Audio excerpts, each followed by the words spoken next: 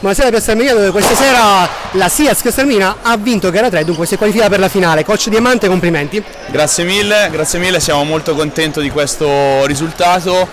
Sono contento, come ho detto ai ragazzi, perché uno degli obiettivi era riportare animo in città dopo i fasti del passato, come ben sapete voi amici siciliani. Io arrivo dal nord, Sud Avarese, quindi per me è una realtà nuovissima.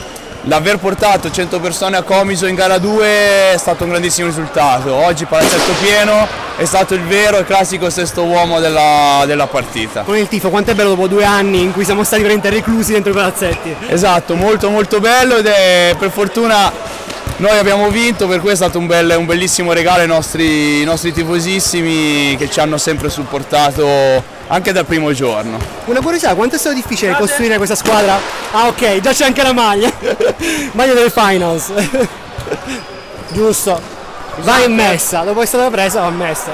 Esatto. Bellissima. Esatto. Grazie. No, mi chiedevo quanto è stato difficile come coach costruire una squadra in corsa, perché comunque avete cambiato moltissimo. Adesso comprare tutti i ruoli, però veramente. È vero, è stato molto difficile dal primissimo giorno, perché io sono arrivato a metà settembre con la squadra già fatta in parte, e poi come sapete abbiamo avuto l'addio di Povilas Gaidis, che penso che oggettivamente fosse il giocatore più forte di questa categoria. Spostava gli equilibri, sicuramente. Esatto, e penso anche della categoria superiore. Poteva combattersela con quei 2-3 che tutti sappiamo e conosciamo. E in più abbiamo avuto un sacco di infortuni dopo la sosta di Natale. Abbiamo avuto anche parecchi giocatori con il Covid e abbiamo fatto 3 mesi in 7-8 giocatori, e questo si è visto.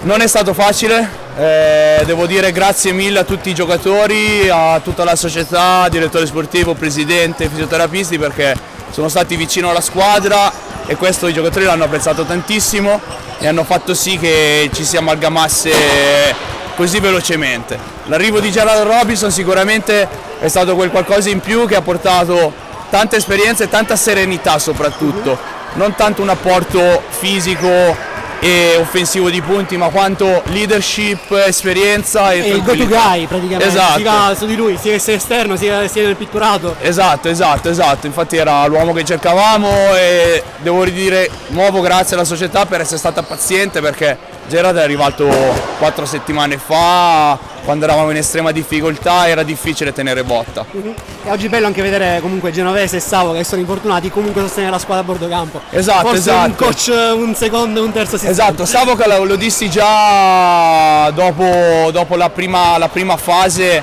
che era il mio assistente allenatore, perché poverino si è rotto il crociato il 17 ottobre.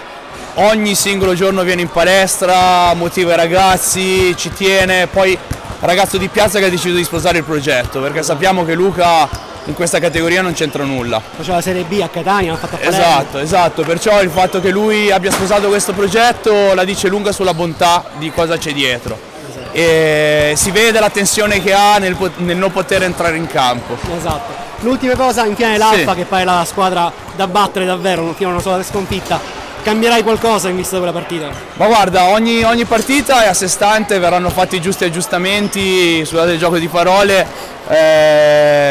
li abbiamo visti tutto l'anno, li abbiamo studiati, arriveremo pronti come ogni partita. Di sicuro la differenza la farà sempre l'aspetto emotivo. Se non perdiamo la testa, se mettiamo tutto ciò che abbiamo di energia in campo, sarà una partita equilibratissima.